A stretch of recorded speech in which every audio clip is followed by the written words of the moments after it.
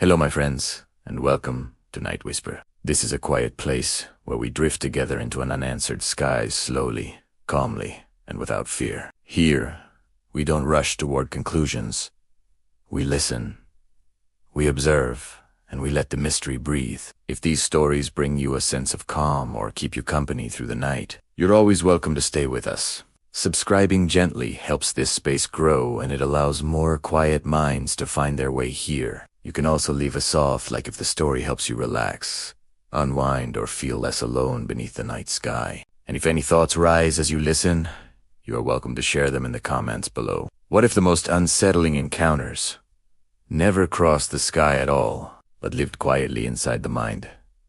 Moments you can't fully remember, shadows at the edge of your vision, shapes that linger just out of reach. Some nights, you wake with your heart racing, fragments of something real or imagined slipping through your fingers. Hypnosis can uncover memories you didn't know you had, memories that feel as vivid as the life you live. Gray figures, sterile rooms, unblinking eyes, and the question that haunts everyone who remembers.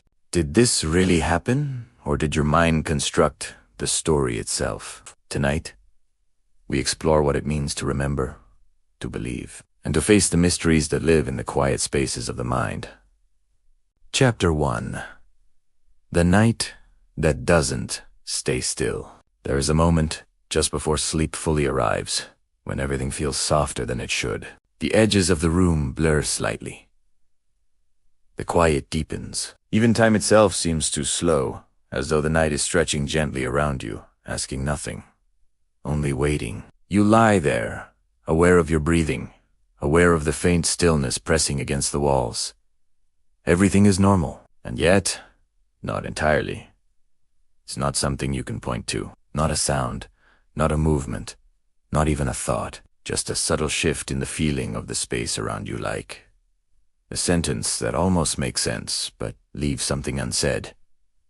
Most nights, you ignore it. Most people do, because life, in its steady rhythm, leaves little room for questioning the small things. Days are filled with routine. Mornings begin the same way. Evenings settle into familiar patterns. Conversations come and go. Tasks are completed. Time moves forward without resistance. Nothing unusual, nothing missing. At least, that's how it seems. But sometimes, the pattern falters. It might happen in the middle of something ordinary. Driving along a road you've taken so many times, you no longer think about it. Your hands rest on the wheel, your attention drifting just enough to let the journey carry itself. The world passes in quiet repetition, and then you are somewhere else, farther ahead than you remember reaching. The road behind you feels shortened. You blink, adjusting, trying to recall the last few moments, the last turn, the last landmark. But they don't come. There is no clear break. No sudden interruption. Just an absence, as though a small piece of time has quietly slipped away without asking permission. You tell yourself it happens. People lose focus. Minds wander. It's nothing. And maybe that's true. But something about it lingers. Not loudly, just enough to remain. The nights begin to change. Not all at once. Gradually. You fall asleep, as you always do, drifting into that familiar darkness where thoughts dissolve and images begin to form. But somewhere in that space between sleep and waking, something different takes shape. You wake, not fully. Just enough to notice. The room is the same. The walls, the ceiling, the faint outline of objects resting where they always are. But the air feels occupy. You stay still, listening. There is no movement, no sound. And yet, there is a quiet awareness that you are not entirely alone. It doesn't feel threatening. Not in the way fear announces itself. It feels observational, like being watched, but without judgment, without emotion. Just attention. Your body doesn't move. Not because you can't, but because something in you chooses not to. Because whatever this moment is, It exists in a fragile balance. One small shift might break it, and then, as gently as it arrived, it fades. The room returns to itself. Sleep follows. Morning erases the edges. At first, you dismiss it, a dream, nothing more. But the mind has a quiet persistence. It returns to what it doesn't understand. And soon, the nights begin to repeat themselves. Not exactly the same, but close enough that a pattern begins to form. A flicker of light behind your eyes, a shape that almost becomes something recognizable, a presence that never fully reveals itself, yet never fully leaves. Each time, you wake with the same feeling. Something happened, something important, and it's already slipping away. Days continue, but they feel slightly altered, not in a way anyone else would notice. Just subtly, your attention lingers where it didn't before. A bird perched on a distant wire holds your gaze longer than expected. Its stillness feels intentional. Its eyes, fixed and unblinking, seem to carry a weight that doesn't belong to something so ordinary. You look away, but the feeling remains. Later, you catch sight of a shape in the sky, something angular, triangular perhaps, but by the time you focus, it's gone. You tell yourself it was nothing. A trick of light, a passing object. But the thought returns. Quietly. Why did it feel like more? These moments don't demand answers. They suggest them. Softly. Persistently. Until, without realizing when it happened, a question begins to take form. Not urgent. Not overwhelming. Just present. What happened? It sits with you. Through the day. Into the night. Waiting. You begin to look back.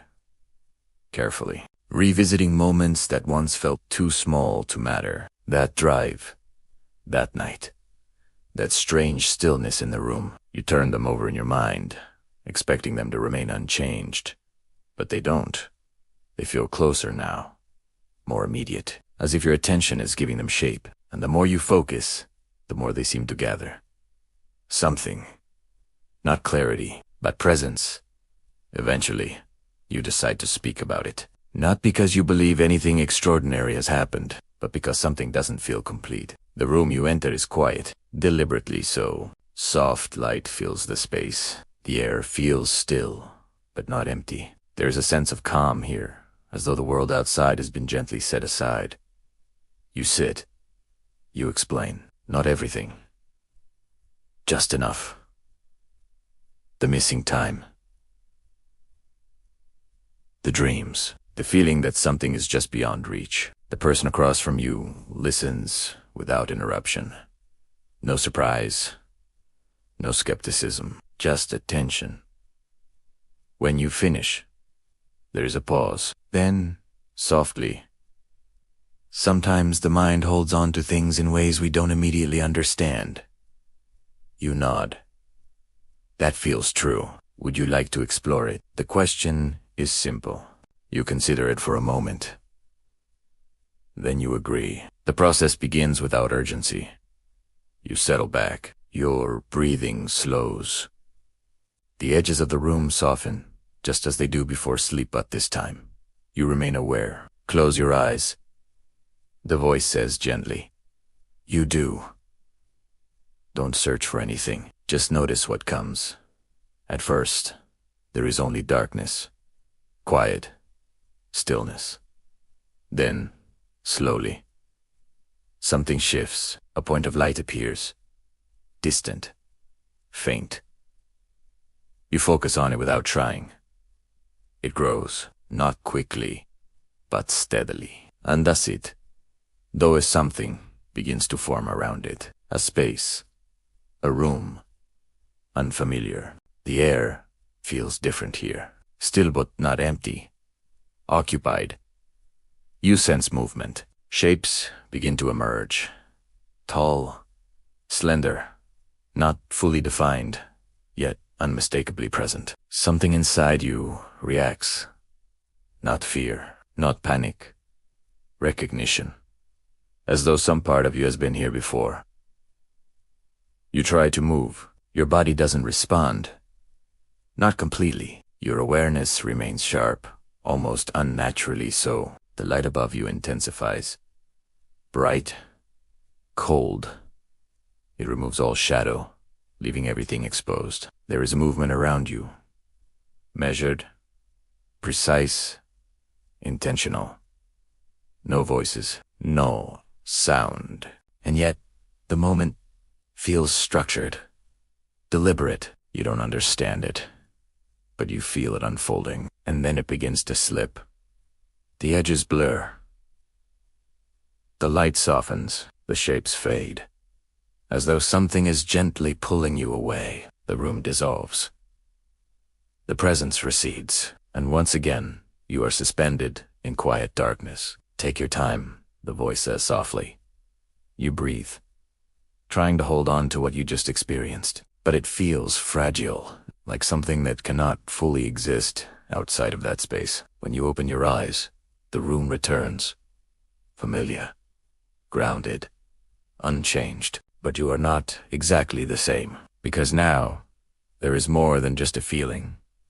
There is something else, a glimpse, a moment that carried weight. You sit quietly, letting it settle, trying to understand, but understanding doesn't come easily. Not yet. What stays with you isn't what you saw, it's how it felt. The clarity, the certainty, the quiet conviction that what you experienced was not imagined in the usual way. And that is where the question deepens. If it felt real. What does that mean? You don't have an answer. Not yet. But something has shifted. A door, once unnoticed, now stands slightly open. And beyond it lies a space where memory and meaning begin to blur. Where truth is no longer something fixed, but something waiting to be understood. Somewhere within that space, the story continues. And it is only just beginning. And as the memory settles, something else begins to rise, something older, something shared. Chapter 2.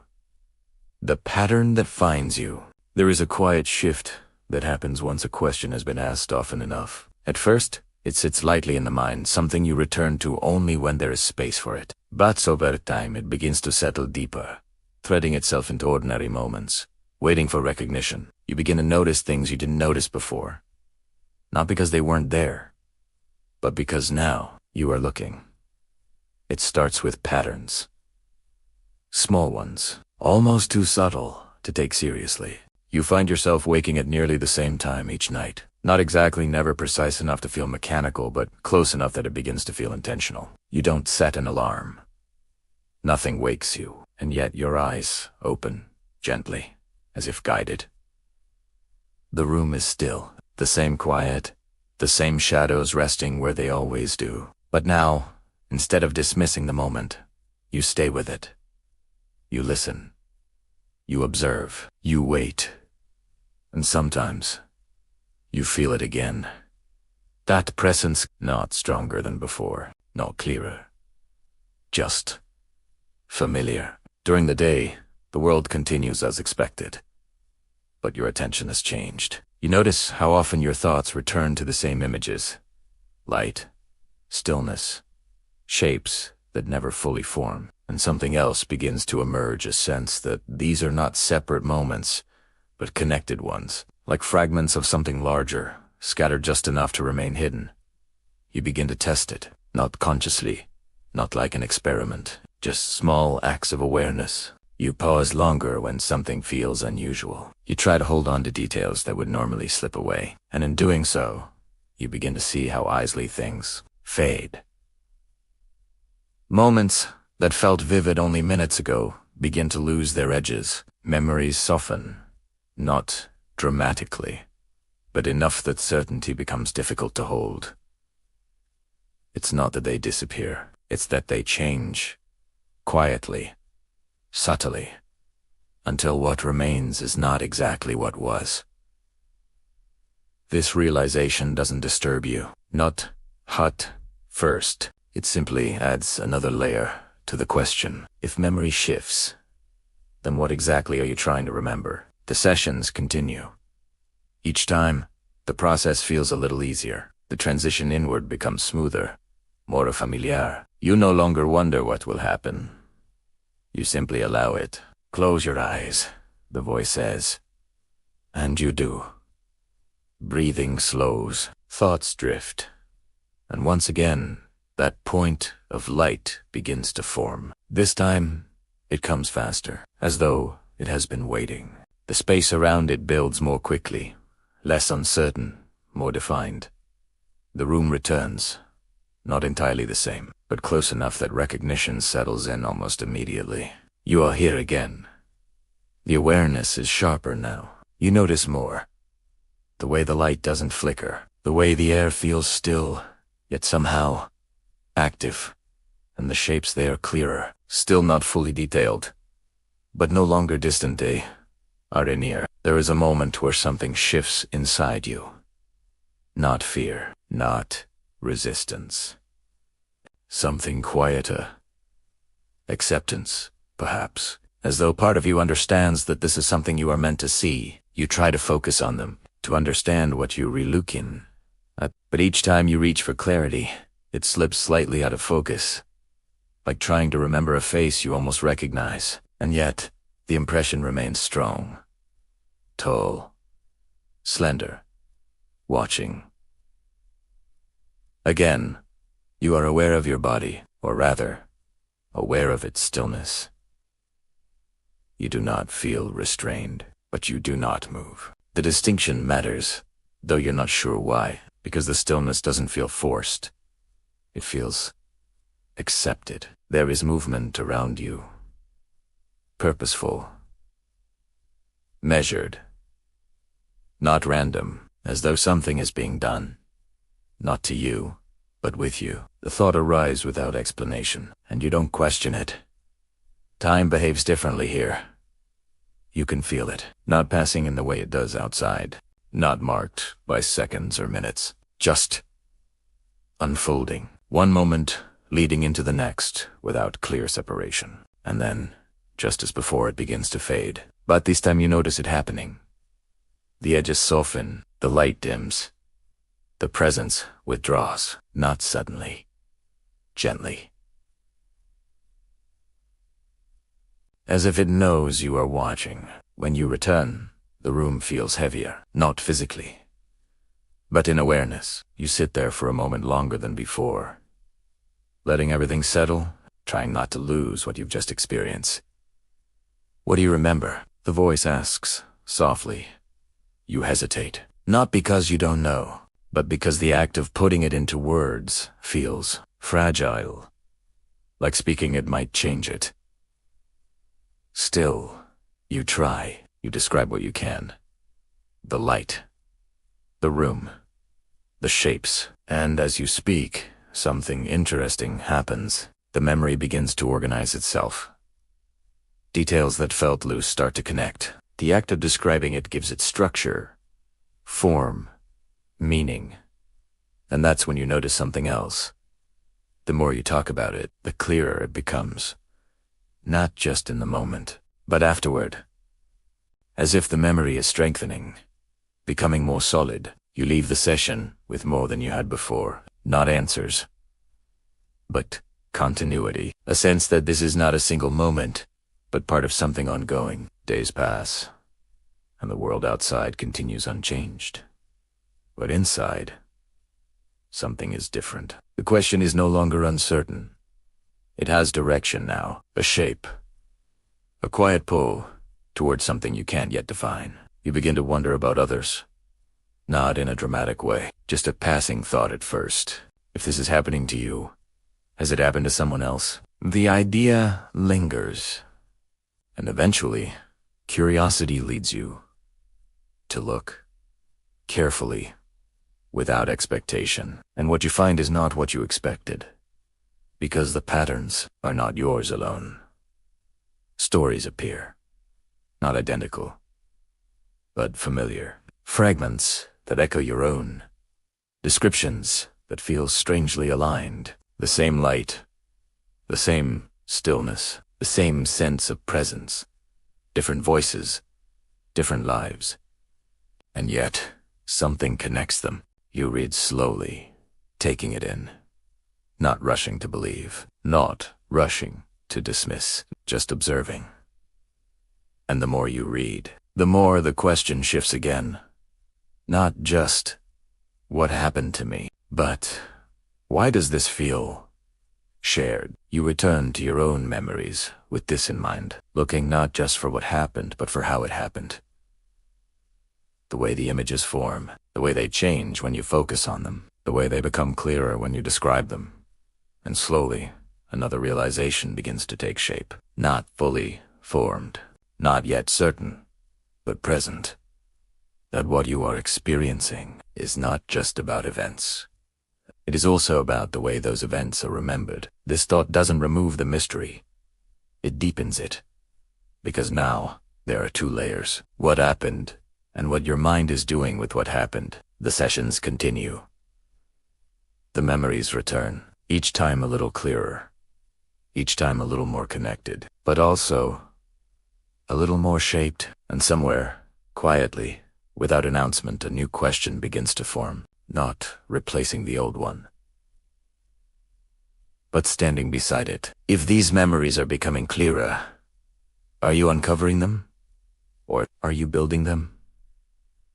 You don't answer it. Not yet. Because the experience still feels real, still carries weight, still holds something that cannot be dismissed. But the question remains soft and persistent, waiting. And as it waits, the story begins to expand. Beyond your own experience, beyond your own memory, into something larger, something shared, something that stretches across time, across people, across quiet moments, just like yours. And in that widening space, the mystery does not resolve. It multiplies, and somewhere in that growing pattern, the past begins to surface, not just yours, but something much older.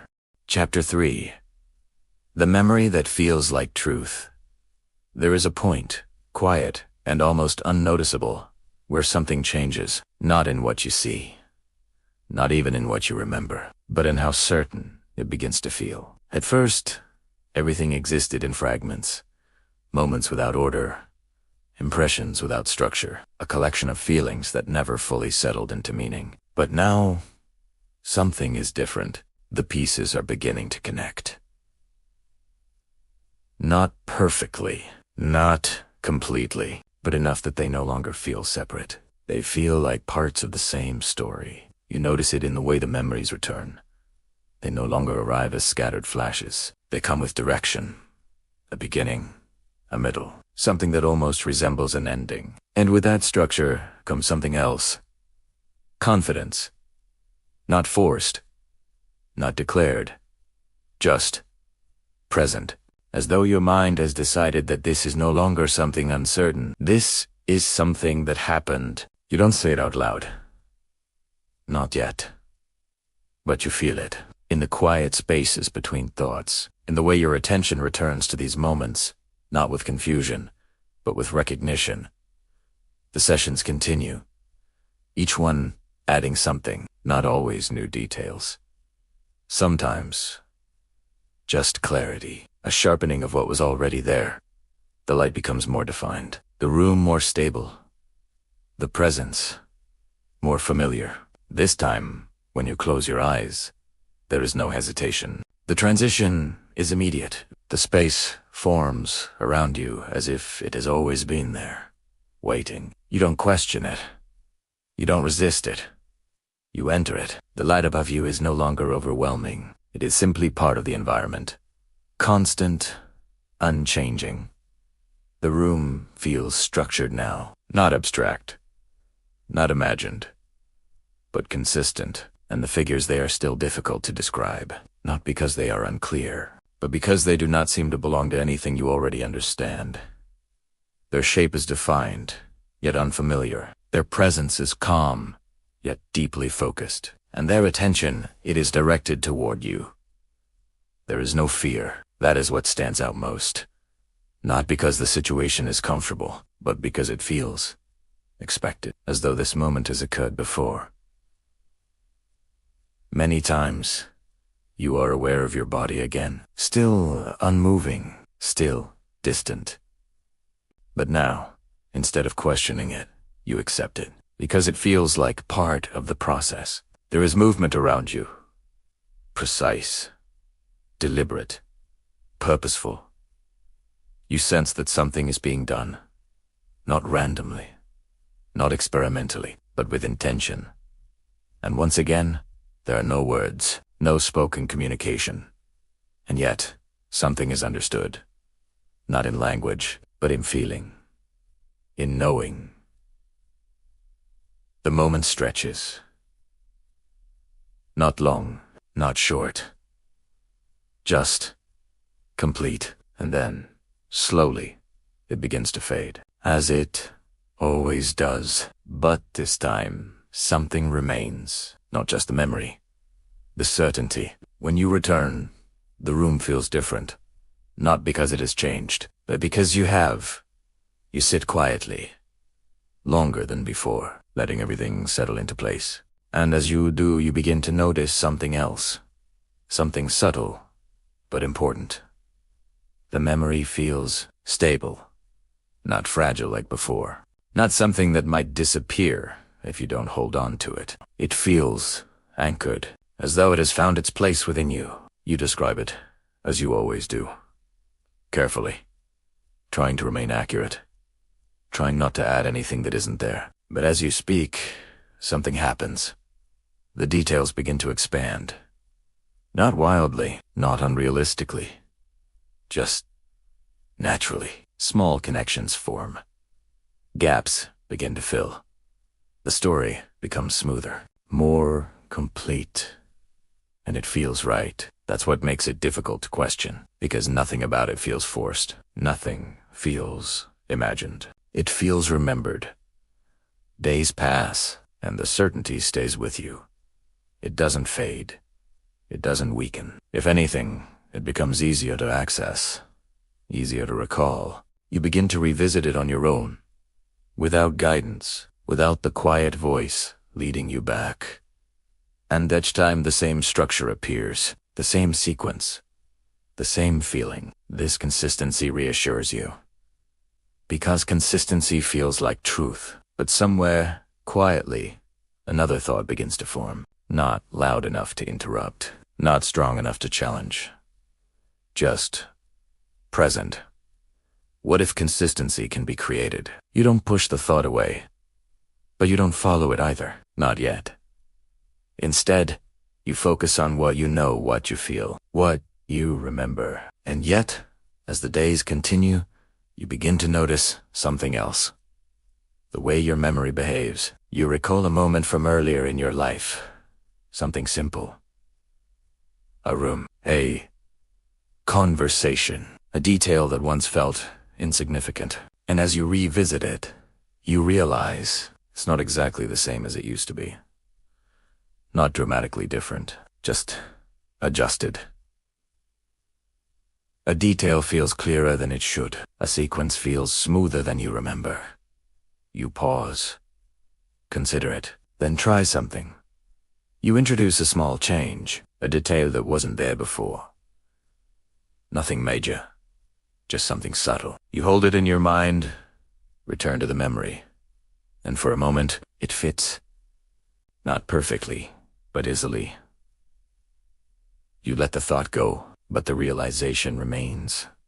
Memory is not fixed. It moves, it adapts, it responds. And if that is true, then what does it mean for everything else? You don't feel fear, not exactly. But you do feel something shift, a quiet awareness that what feels real and what is real may not always be the same thing. This doesn't erase your experience. It doesn't make it less meaningful.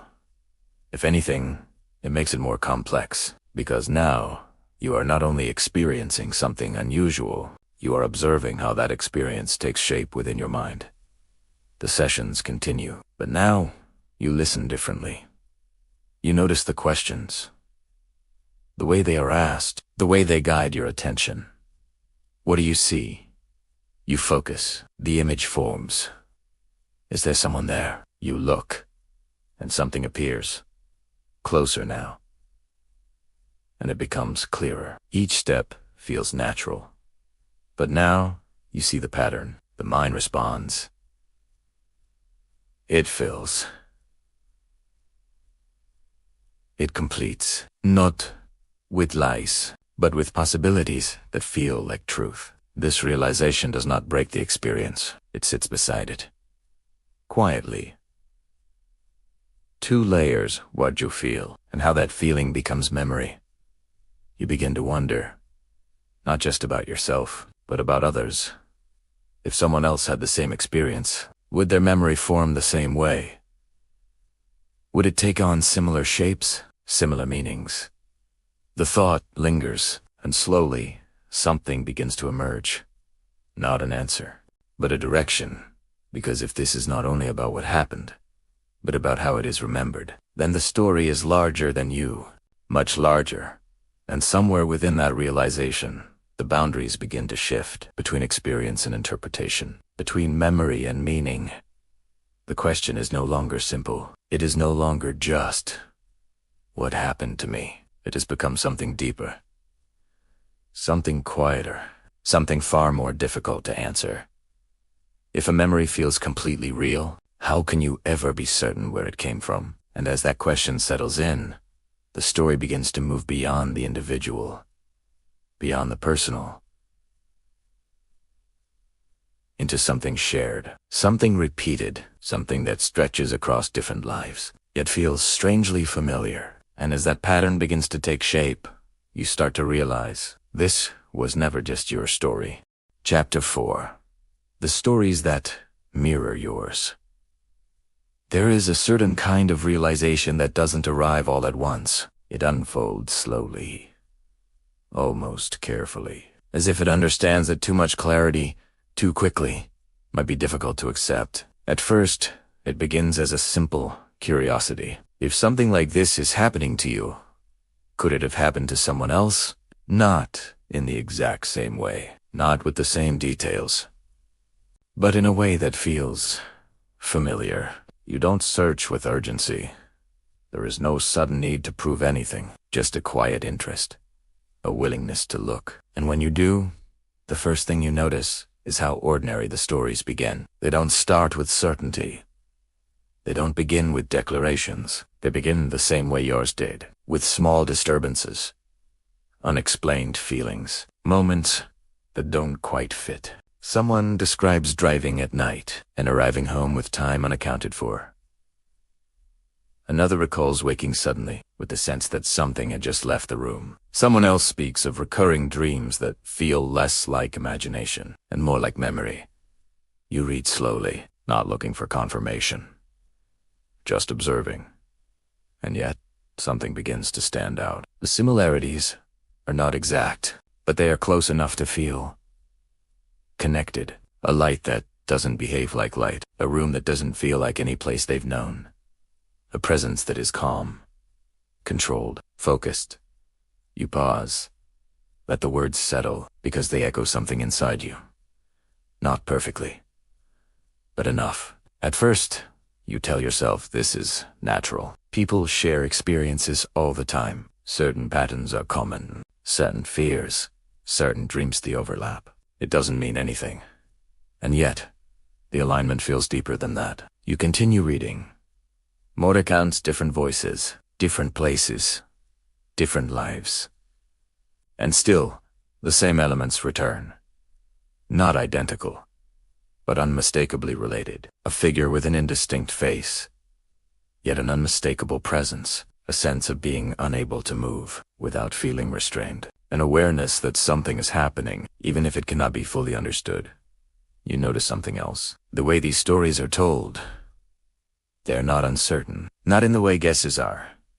They are steady, careful, often emotional. People do not describe these moments as possibilities. They describe them as memories. And that is what makes them difficult to dismiss. Because the feeling behind them is real. The conviction is real. The impact is real. You sit with this, not rushing to a conclusion, just allowing the weight of it to settle. And then, quietly, another question begins to form. If so many people remember something similar, what does that mean? It could mean that something happened, something external, something shared. Or it could mean something else. You return to your own experience, not to compare details, but to observe the process. The way your memories formed, the way they became clearer over time, the way they strengthened when you spoke about them. And slowly, you begin to see the connection, not just between the stories, but between the way those stories were created. You notice how often certain details appear only after reflection. After discussion, after being asked to look deeper, you notice how easily the mind fills in what is incomplete, how naturally it builds structure around fragments, and then another layer reveals itself, the world outside these stories. Books, films, conversations, images that exist long before the memories themselves are formed. You begin to recognize them.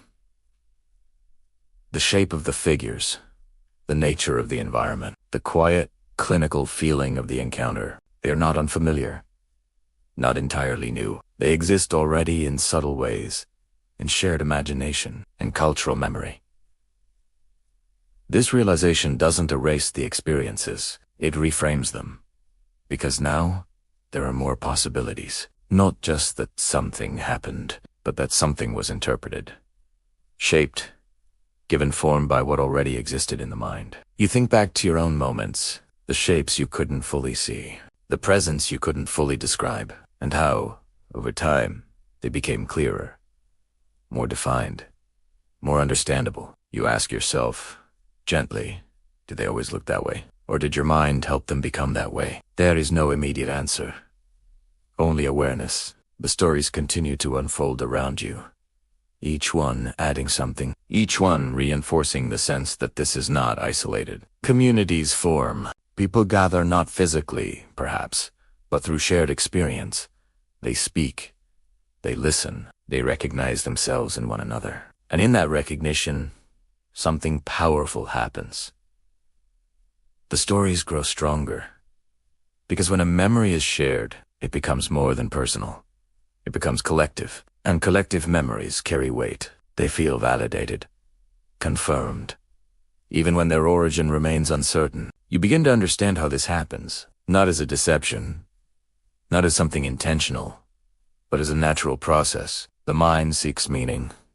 It seeks connection. It seeks patterns that make sense of what is incomplete. And when it finds those patterns, it holds on to them, especially when others see them too.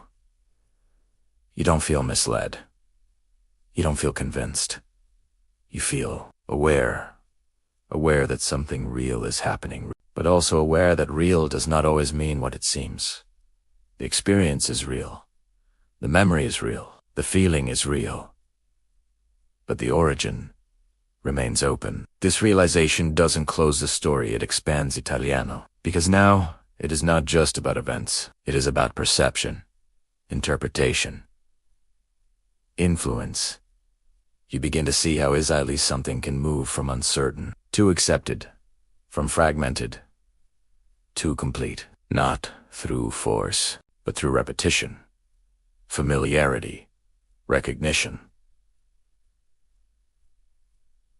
And as you sit with this understanding, something becomes clear. This phenomenon is not defined by a single answer. It exists in the space between answers, between what is experienced and what is understood, between what is remembered and how it is remembered. And in that space, the stories continue to grow, not just yours, not just theirs, but something shared, something shaped by many minds, yet felt as deeply personal. And as that shared pattern becomes impossible to ignore, the story begins to widen once again beyond individuals, beyond memories, into time itself. Because to understand where these stories come from, you may need to look back further than you expected. Chapter 5. The first story that was told. There is always a beginning.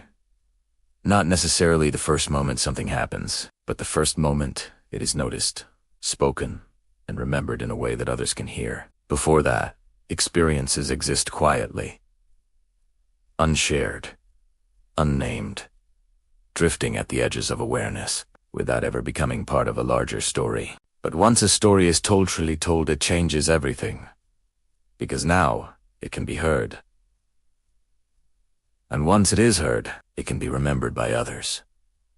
You begin to look back, not just at your own experience, or the ones you've read, but further, earlier, toward the point where this pattern might have first taken shape. At first, there is very little, scattered accounts, vague descriptions, moments that never fully formed into narratives.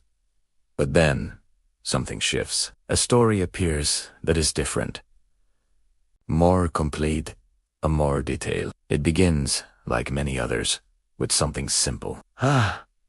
Journey. A road stretching through the quiet of night. The world reduced to what lies just ahead, illuminated by a narrow beam of light. Everything beyond it, unknown to people traveled together. Nothing unusual about that. Nothing that suggests what is about to happen. And then a light appears. Not distant like a star, not steady like something familiar. It moves. It changes. It seems to respond. At first, it is only noticed. Then it is followed. Or, perhaps, it is doing the following. The moment stretches. Time begins to loosen. Hoost slightly, not enough to cause alarm, just enough to be noticed later. The journey continues.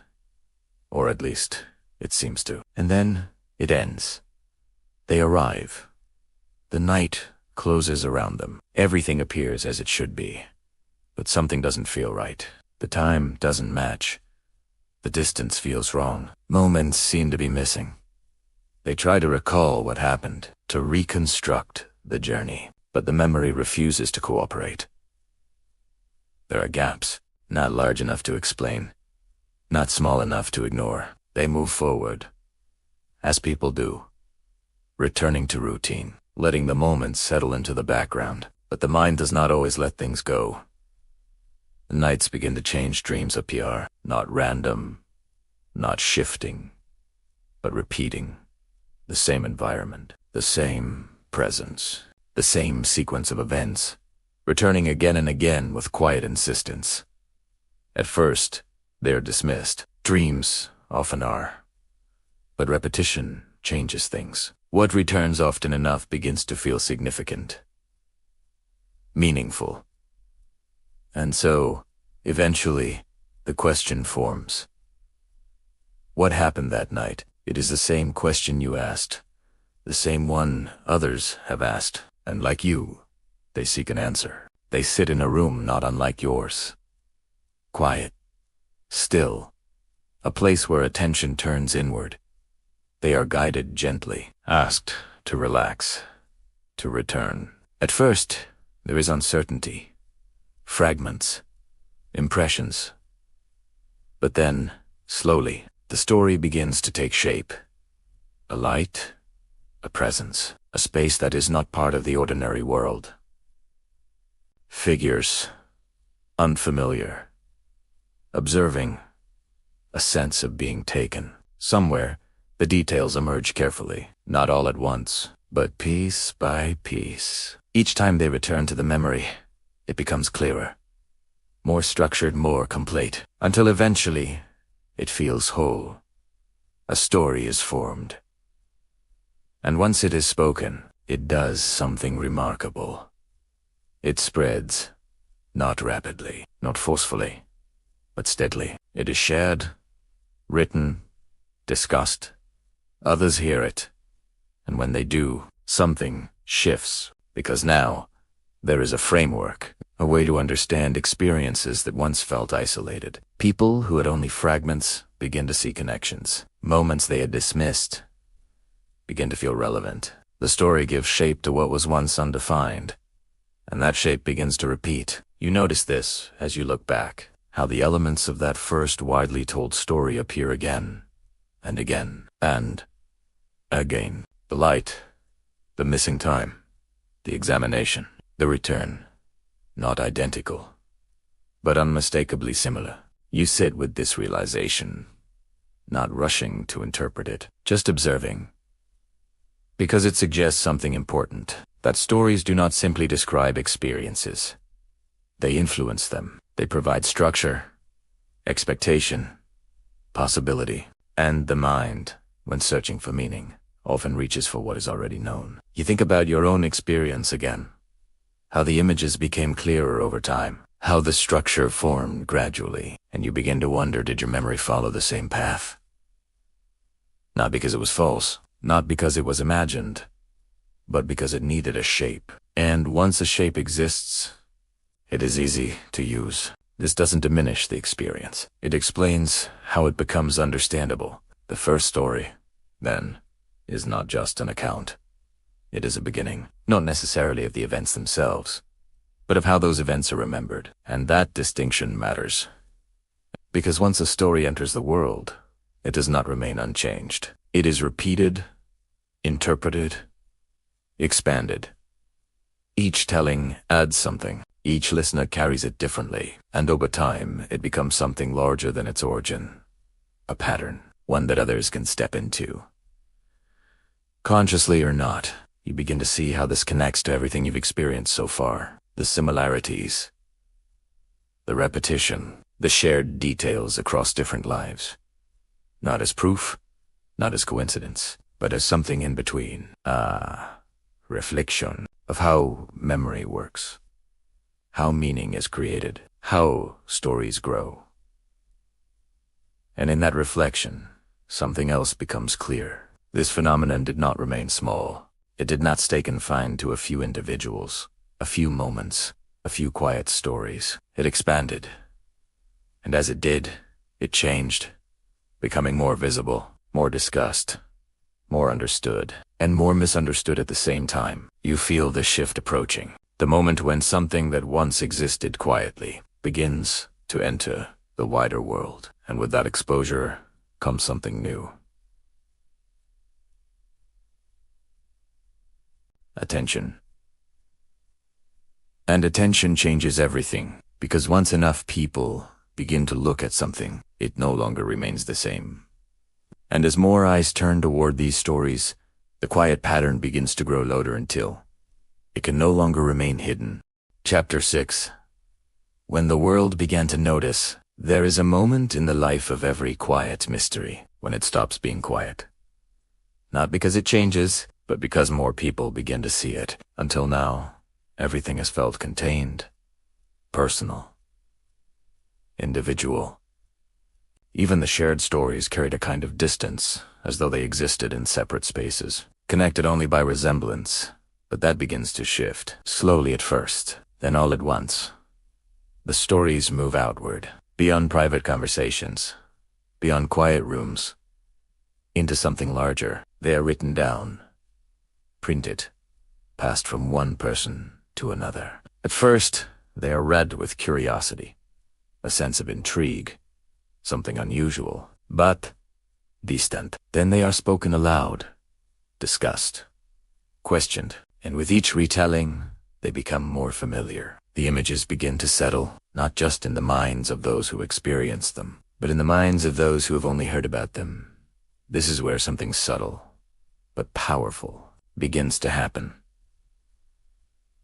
Because familiarity has a quiet influence, the more often something is seen or heard, the less foreign it feels, the less it feels imagined, the more it begins to feel possible. You notice this as you continue to explore. The same descriptions appear again and again, not just in personal accounts, but in stories told to wider audiences. Figures with smooth, pale features, eyes that seem too large, to stilt, spaces that feel controlled, clinical, precise. These images begin to take hold, not forcefully, not consciously, but gently. Through repetition, you begin to recognize them instantly now. Even when they appear in different forms, different voices, different stories, they feel known, and that familiarity does something important. It creates expectation, not a strong one, not something you actively think about, but something quieter. A sense that if such an experience were to happen, this is what it might look like. And the mind holds on to that, because the mind prefers structure. It prefers patterns it can understand. So when something uncertain appears, it reaches for what is already known. You begin to see how this connects to your own experience, the way your memories became clearer over time, the way certain shapes began to feel more defined. Not randomly, but in ways that align with what you've now seen elsewhere. This realization doesn't arrive as a conclusion. It arrives as a quiet awareness that what feels personal may also be influenced, not imposed, not forced, but shaped. You continue reading, watching, listening, and the scale becomes impossible to ignore. More stories emerge, more voices, more accounts that echo the same patterns. What once felt rare now feels widespread, and with that comes something else. Attention, not just from individuals, but from those who study, who analyze, who question. They begin to look at these accounts not only as experiences, but as phenomena, patterns to be understood. You notice the shift in tone. Where once there was only storytelling, now there is investigation. Questions become more precise. How do these memories form? Why do they share similarities? What influences their structure? These questions don't dismiss the experiences, they examine them. And in doing so, they reveal something unexpected. That memory is not as fixed as it feels. You pause on that thought because it connects to something you've already begun to notice. The way your own memories changed, the way they became clearer, more structured, more certain. You begin to see that this is not unique. It is part of how the mind works. The mind does not simply record. It builds, it organizes, it completes. And when it is given a pattern, it follows it, not blindly, not incorrectly, but naturally. This understanding does not remove the mystery. It deepens it, because now there are two forces at work: the experience itself and the way that experience is shaped by what the mind already knows. You sit with this, let it settle, and something else begins to emerge. A new kind of question, not just about what happened, but about how influence works, how ideas spread, how images take hold, how stories become shared. Because once something enters the collective awareness, it does not remain unchanged. It evolves. Each person who encounters it adds something, even unintentionally, a detail emphasized, a feeling interpreted, a meaning assigned, and over time those additions begin to align, not because they were planned, but because they follow the same underlying patterns, the same human need for coherence, for understanding, for meaning. You begin to realize that this phenomenon is not just about encounters, it is about perception, about how reality is filtered through the mind and then shared with others. And in that sharing, something powerful happens. The boundary between individual and collective begins to blur. What one person experiences, others begin to recognize, even if they have never experienced it themselves. And that recognition changes how future experiences are understood. It creates a loop. Experience influences story. Story influences memory. Memory influences future experience. A quiet cycle, repeating, evolving. You don't feel unsettled by this. You feel aware. Because now, you are not only observing the phenomenon, you are beginning to understand its movement, how it grows, how it spreads, how it becomes something larger than any single moment. And as that understanding deepens, something else becomes clear. This was never just about isolated events. It was always moving towards something broader, something that would eventually touch not just individuals, but entire ways of thinking. And as you follow that thought, the story begins to shift once more. From observation to consequence. Because once a memory takes hold in the mind, it does not remain contained, it begins to shape everything around it. Chapter 7. When the memory becomes part of you, there is a quiet moment, after something has been understood, when it begins to settle, not as an idea, not as a possibility, but as something that feels like it belongs to you. Up until now, Everything has existed at a distance. You observed the memories. You questioned them. You followed their patterns, their changes, their connections to others. But now, something shifts. Because the memory is no longer something you are simply looking at. It is something you are carrying. You notice it in small ways, and how often your thoughts return to it, and how naturally it fits into the story you tell yourself about your own past. It no longer feels like an interruption. It feels like a part of the sequence, and that is where its influence begins. At first, it's subtle, a quiet reinterpretation of things that came before. Moments that once felt ordinary now seem slightly different. A night you once dismissed feels significant. A feeling you once ignored now seems connected. The memory reaches backward. Gently, quietly. It doesn't replace the past, it reshapes it. You begin to notice how easily this happens. The mind does not separate experiences as cleanly as it seems. It weaves them together, creates continuity, meaning. And once a new element is introduced, everything around it begins to adjust. You don't force this. You don't decide to reinterpret anything. It simply happens. Naturally, you sit with that realization, not with concern, but with curiosity, because it shows you something important. That memory is not only about what was, it is also about what makes sense. Now, and what makes sense can change. The sessions continue, but something about them feels different. Not in what you see, not in what you experience, but in how you respond. You are no longer searching in the same way. You are recognizing when you close your eyes. The space forms quickly, effortlessly. The light, the room, the presence, it all feels familiar now. There is no hesitation, no uncertainty, only continuation. You move through the moment as though you already know it.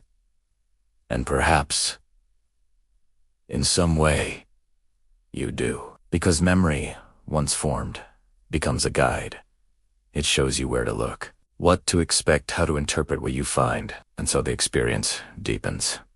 Not necessarily because it is becoming more real, but because it is becoming more understood. You notice how the details hold steady. They no longer shift. They no longer feel fragile. They feel established, and that stability brings something with it. Confidence.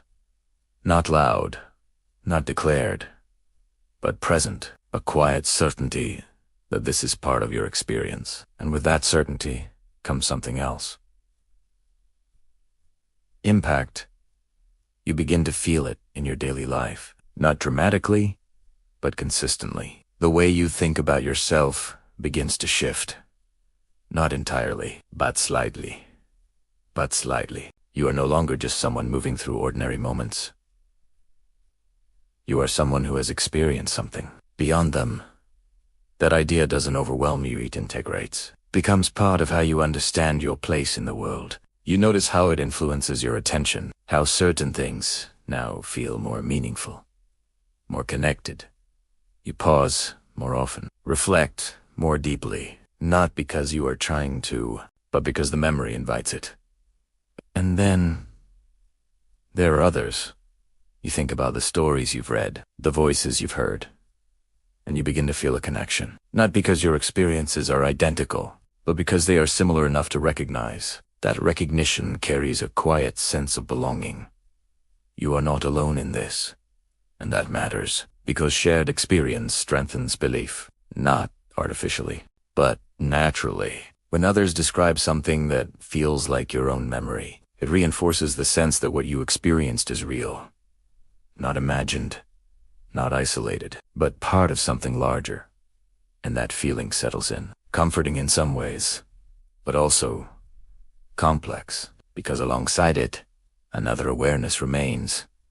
The one you discovered earlier. That memory can be shaped, that certainty can grow, even when its origin is unclear. These two understandings sit side by side, not conflicting, but coexisting, and that is where the experience becomes deeper. Because now, you are not choosing between them, you are holding both. the feeling that it is real, and the understanding that memory is flexible. This balance is not uncomfortable. It is thoughtful. It allows you to move through the experience without needing to resolve it completely, to accept that some things can feel true without being fully understood, and yet, even within that balance, you begin to notice something else. The way the memory continues to grow, not dramatically, but gradually. New details appear. Connections strengthen, not because you are trying to expand it, but because the mind continues to work, to organize, to refine, to complete. You see how this happens now?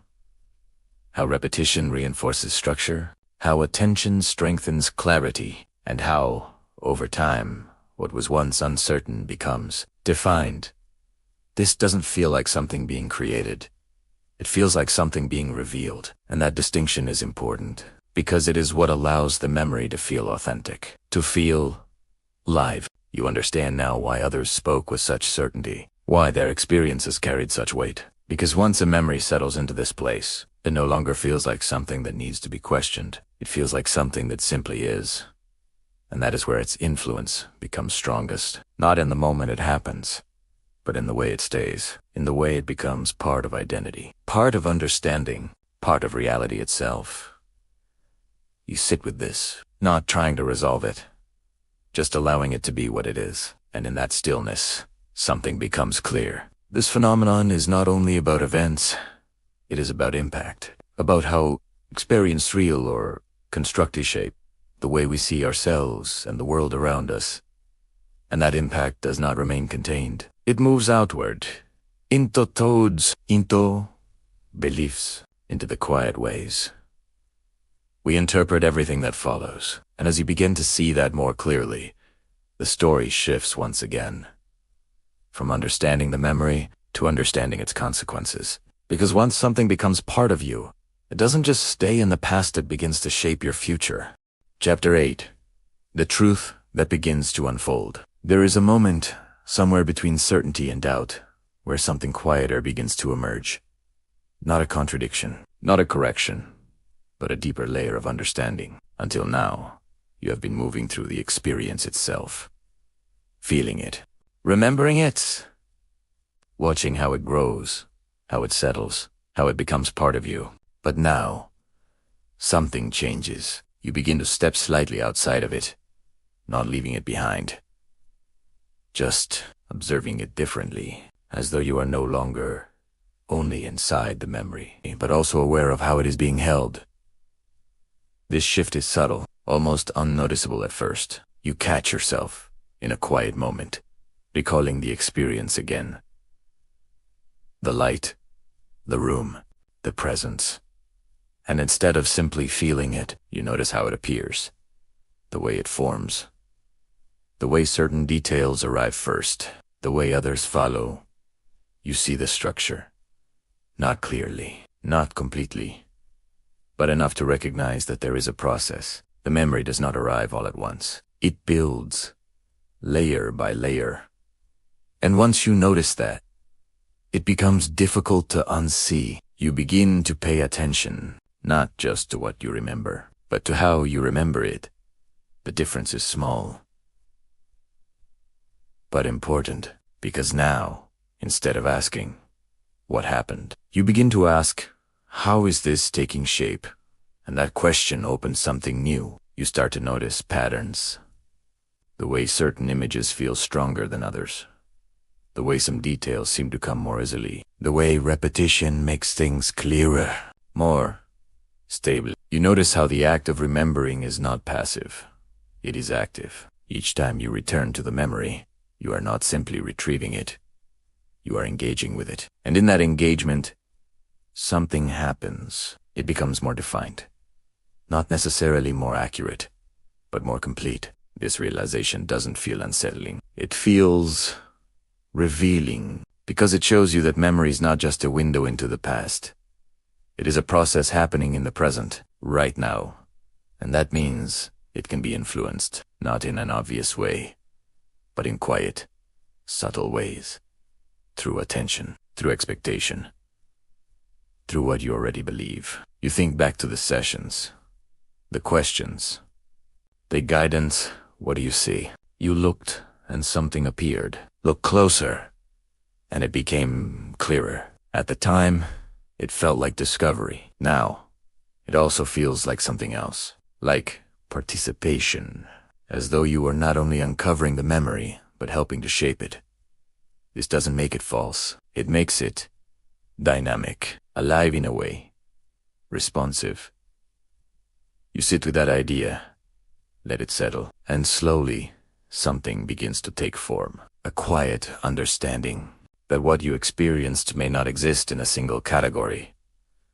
Not purely real, not purely imagined, but something in between. A constructed experience, not in the sense of being invented, but in the sense of being assembled. From fragments, from impressions, from influences both internal and external. You think again about the stories you've read, the similarities, the shared elements, and now they begin to look different. Not as identical events, but as variations of a common structure, each shaped by the same kinds of processes, each influenced by the same kinds of images, each reinforced by the same patterns of memory. This realization doesn't remove the meaning of those experiences. It reframes them. Because the feeling remains. The impact remains. The memory remains. But now, you understand that its origin may be more complex than it first appeared. You begin to see how the mind seeks coherence, how it takes incomplete information and builds something whole, how it prefers a story over a gap, and when that story is repeated, it becomes stronger, more convincing, more real.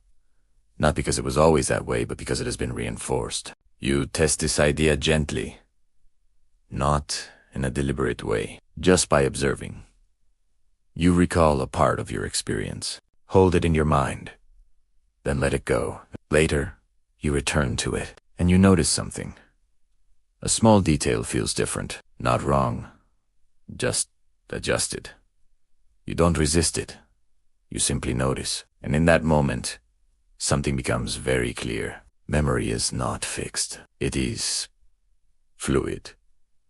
And that fluidity is not a flaw. It is a feature.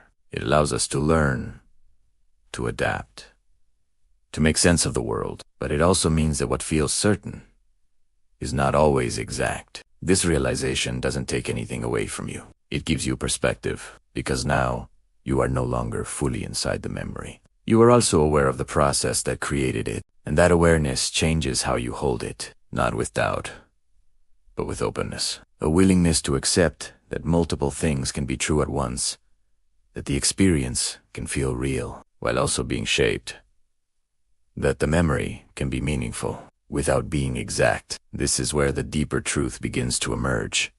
Not a simple answer, but a layered one. That what we experience is always filtered through perception, through memory, through meaning. And that filter is not static. It evolves, just as your understanding is evolving now. You feel it. The shift, not away from the experience, but into a deeper relationship with it, one that allows for uncertainty, for complexity, for nuance. And in that space, something unexpected happens. The need for a single, clear answer begins to fade. Not completely, but enough that it no longer feels urgent. Because the question itself has changed. It is no longer just what happened. It has become, how do we understand what happened? And that question leads somewhere new, beyond individual memory, beyond shared stories, into something broader.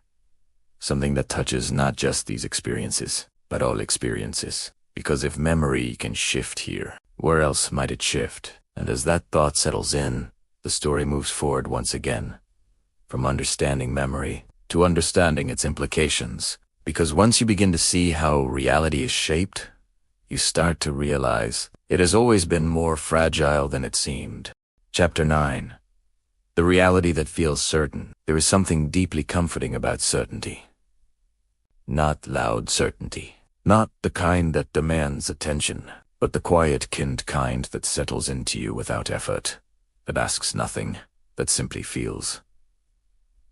True, you recognize that feeling now, because you've experienced it. Not justo, but many times, in the memories that return, in the clarity that followed, in the way each fragment slowly became part of something complete. It didn't feel constructed. It didn't feel uncertain. It felt real. And that is what makes this moment different, because now, you are no longer only asking how memory works. You are asking something deeper. Why does something feel real? Even when you know it can change, you sit with that question. Let it move through you without trying to answer it too quickly. Because the answer is not simple. It isn't found in a single idea or explanation. It exists in the way the mind builds experience. You begin to notice it everywhere now, not just in the memories you've been exploring, but in ordinary moments. The way you recall a conversation, the way you remember a place, the way you describe something that happened earlier in the day. Each time, it feels accurate, complete. And yet, if you look closely, you can see the edges shifting, small details that weren't there before, emotions that feel slightly stronger, sequences that seem smoother than they actually were. Not wrong, just refined. You realize that this is happening all the time, not just in unusual experiences, but in everything. Memory is always shaping itself, always adjusting, always creating a version of reality that feels coherent. And coherence feels like truth.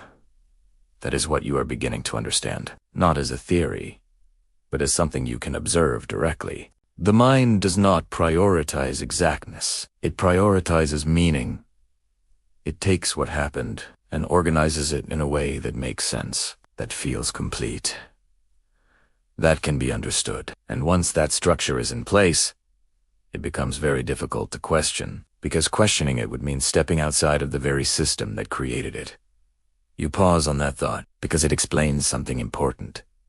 Why certainty feels so strong. Why memories, once formed, feel so stable, even when they are not fixed. You think back to your own experience. How uncertain it felt at the beginning, how fragmented, how incomplete, and how, over time, it became something else. Something structured, something clear, something you could hold on to. That transformation didn't feel artificial. It felt like discovery, like something hidden had been revealed. But now, you can see another layer, that the act of remembering was also the act of building. Not intentionally, but naturally, and once built, it feels solid. This realization does not weaken the experience, it deepens your understanding of it. Because now, you can see both sides at once, the feeling of reality, and the process that creates that feeling. You begin to understand why so many people spoke with certainty, why their experiences carried such conviction. Because the mind is incredibly effective at creating coherence, at making something feel complete.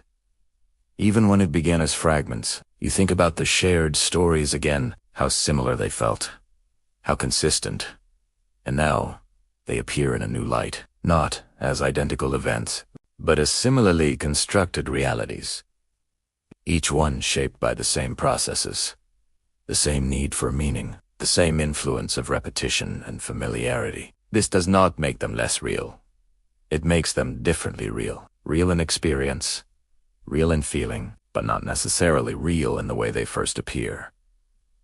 You sit with that distinction. Let it settle, because it is not meant to resolve the mystery. It is meant to expand it, to show that reality itself is not as simple as it seems, that what we experience is always filtered, always interpreted, always shaped by the systems within our own minds. And once you see that, it becomes impossible to unsee. You begin to notice how easily certainty forms, how quickly something repeated becomes familiar, how familiarity becomes acceptance, and how acceptance becomes truth. Not because it has been proven, but because it feels right. This is not a flaw.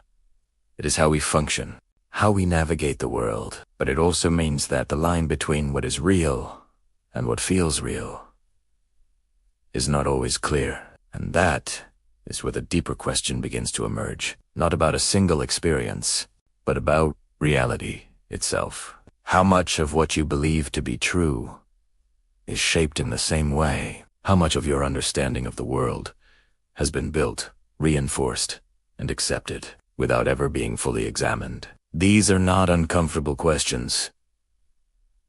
They are clarifying, because they don't remove meaning. They refine it. They allow you to hold your experiences with awareness, to recognize their value without needing them to be absolute.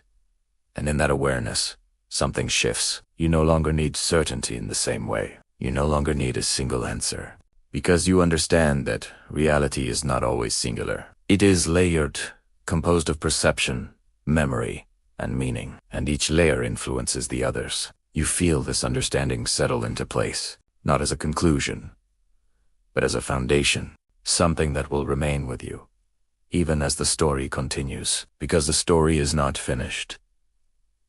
It is expanding, moving beyond memory, beyond perception, into something even broader, the world itself, and the ways in which it now reflects the same patterns you've begun to see within your own mind. Because once you understand how reality feels real, you begin to see how easily it can be shaped, not just within you, but all around you. Chapter 10. The world that reflects the mind. There is a quiet realization that comes after you begin to understand something deeply. It doesn't arrive as a sudden thought. It unfolds slowly, gently, until it becomes impossible to ignore. The patterns you've been noticing, they are not confined to your own experience. They are everywhere. At first, it feels like a subtle recognition, a sense that the way memory forms, the way meaning is created, is not something isolated. It is something shared. You begin to see it in the world around you, in the way people tell stories, in the way events are remembered, in the way ideas spread. Each one follows a similar path. Something happens, it is interpreted, it is shared, and in that sharing, it changes. Not dramatically, but gradually. A detail is emphasized, another is softened. Something is added to make it clearer, more understandable. And with each retelling, the story becomes stronger, more complete, more real. Not necessarily more accurate, but more convincing. You pause on that thought, because it feels familiar. It mirrors what you've experienced, the way your own memories formed, the way they became clearer over time. Not because they were fixed, but because they were revisited, reinforced, refined. You begin to notice how often this happens. A conversation you had earlier, you recall it, then you recall it again later. Each time, it feels slightly different. Not enough to notice immediately, but enough that, over time, it becomes something new. And yet, it still feels true. This is the pattern, not just within you, but everywhere. You begin to see how easily something can move from uncertain to accepted. How repetition creates familiarity, and familiarity creates trust, even when the origin is unclear. This doesn't feel unsettling. It feels revealing, because it shows you that reality, as we experience it, is not static. It is shaped continuously by perception, by memory, by communication. You think about the stories you've been exploring, how they spread, how they became widely known, and how, once they entered the collective awareness, they began to influence everything that followed. New experiences began to align with them. New memories began to take similar forms, not because they were copied, but because the mind had a framework, a way to understand the unknown. You begin to realize that this is how all understanding works. We don't experience the world as it is. We experience it through what we already know, through patterns we have learned, through meanings we have assigned. And when something new appears, we fit it into those patterns. This is not a limitation. It is how we make sense of everything. But it also means that what we perceive is always influenced. You sit with that idea, let it settle, and something begins to shift again. Because now, the question is no longer just about memory. It is about reality itself. How much of what you see is shaped by what you expect to see? How much of what you understand is influenced by what you have already learned? These questions do not weaken your sense of the world. They deepen it. They allow you to see layers that were always there, but rarely noticed. You begin to observe more carefully, not just what happens, but how it is interpreted, how quickly something becomes accepted, how easily meaning is assigned. You notice how certain ideas spread faster than others, not because they are more accurate, but because they feel more complete, more satisfying, more aligned with what people already believe. This is the same process you've seen within memory. Now, you see it within the world, and the connection becomes clear. The mind shapes memory, and memory shapes understanding, and understanding shapes reality.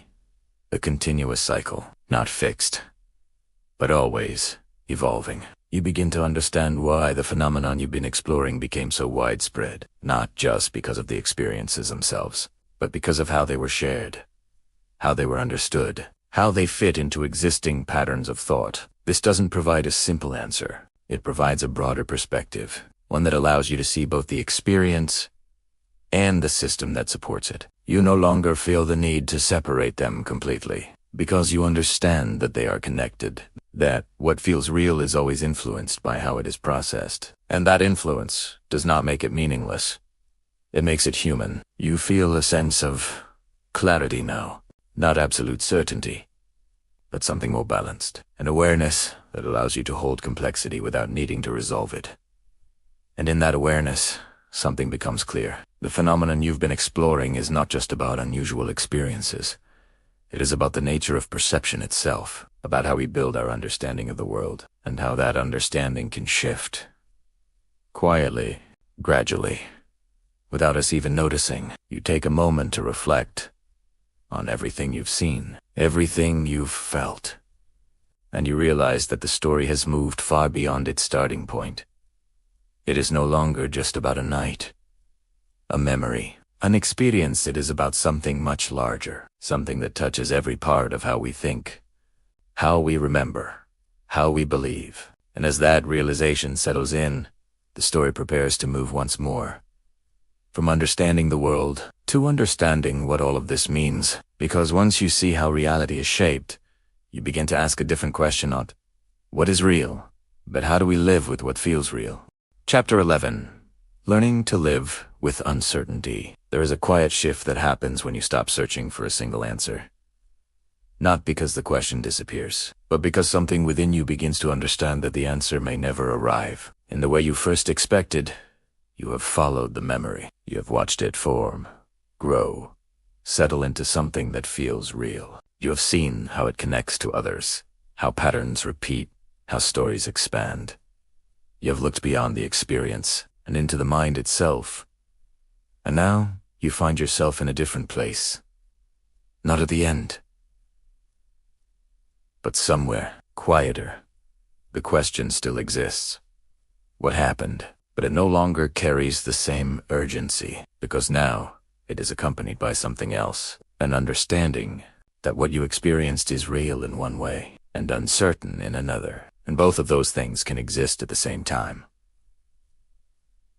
At first, this feels unfamiliar. We are taught to look for clear answers, to separate truth from falsehood, to define things as one or the other.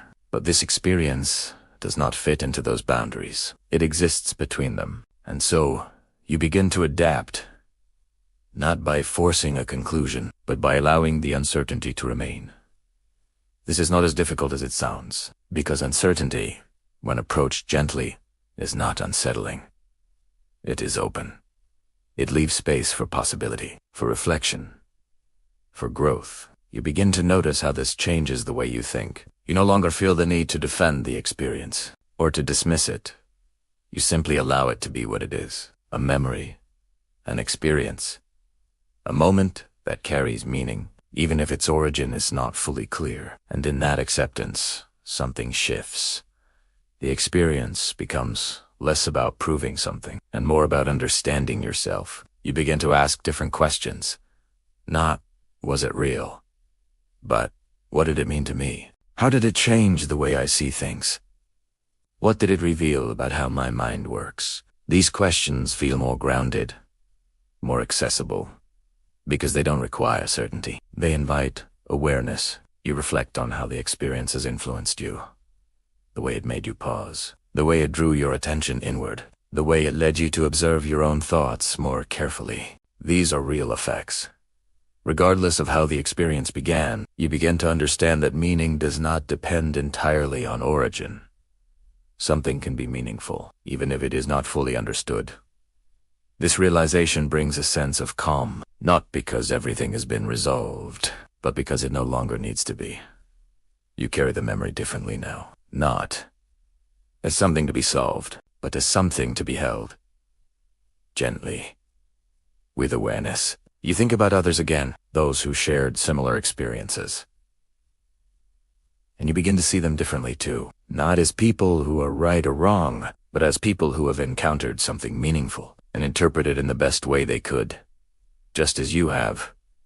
This perspective softens everything. It removes the need for judgment and replaces it with understanding, because you see now how easily the mind creates certainty, how naturally it builds meaning, and how deeply those meanings can affect us. You begin to recognize this not just in extraordinary experiences, but in everyday life.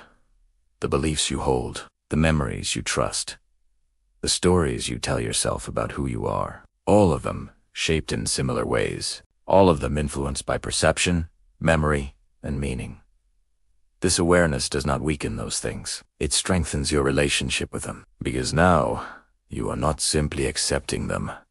You are understanding them. You are aware of their flexibility, their complexity, and that awareness gives you something valuable. Perspective. You no longer need everything to be fixed. You can hold ideas lightly. You can remain open to change without losing your sense of self. This is where the experience leads you. Not to a final answer, but to a different way of thinking. A quieter way. A more thoughtful way. One that allows for both wonder and skepticism, for both experience and analysis, for both feeling and understanding. You sit with this, letting it settle fully, and in that stillness, something becomes clear. This journey was never only about discovering what happened. It was about discovering how you relate to what happens, how you interpret, how you remember, how you assign meaning. And once you see that, you begin to move through the world differently, more aware, more present, more thoughtful. Not because you have all the answers, but because you are no longer searching for them in the same way. And that is where a quiet kind of clarity begins to form. Not certainty, but understanding. The kind that doesn't close the story, but allows it to continue. Because once you learn to live with uncertainty, you begin to see that not everything needs to be resolved to be real. Chapter 12. The Quiet Resolution. There is a point, after a long journey of questions, where something within you begins to settle. Not because every piece has been explained, not because every uncertainty has been resolved, but because you no longer need it to be. The memory is still there. It has not faded. It has not disappeared. If anything, it feels clearer now than it did at the beginning. But it feels different. Not in its details, in how you hold it. Before, it asked something from you. An answer, a conclusion, a decision about what it meant. Now, it simply exists, and you allow it to. There is a quiet strength in that, not forcing meaning, not resisting it either, just letting it rest. You think back to where this began, that first moment of unease, that sense that something had happened, but could not be fully remembered. The fragments, the questions, the search, and everything that followed. The memories that formed, the patterns you noticed, the stories that mirrored your own, the understanding that grew, not all at once, but gradually, layer by layer, until you reached this place, a place where the need to know has softened, and in its place, something else has emerged. Acceptance, not of a single explanation, but of the experience itself as something meaningful, something that changed you, something that led you to see your own mind more clearly.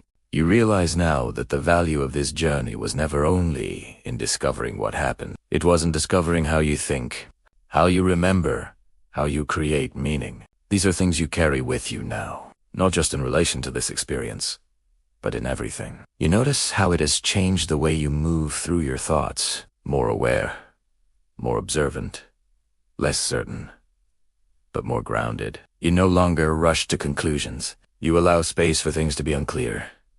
And in that space, something important happens. You see more. You understand more. Because you are no longer trying to force everything into a single shape. You allow complexity to exist. You allow questions to remain open. This does not make the world feel unstable. It makes it feel expansive, full of possibilities. You think again about the memory. Not to analyze it, not to question it, just to notice it. And what you notice is this: it no longer feels like something separate from you. It feels like part of your story. Not because it has been proven, but because it has been experienced. And experience, regardless of its origin, leaves a mark. It shapes how you see things, how you feel, how you understand yourself. That is real, and that is enough. You don't need to define it further. You don't need to place it into a category. You can let it remain what it is. A moment that led you somewhere deeper. You begin to understand something else now. That resolution does not always come from answers. Sometimes it comes from perspective, from seeing something clearly enough that it no longer demands explanation, from understanding its place in your life without needing to fully understand its origin. This is that kind of resolution.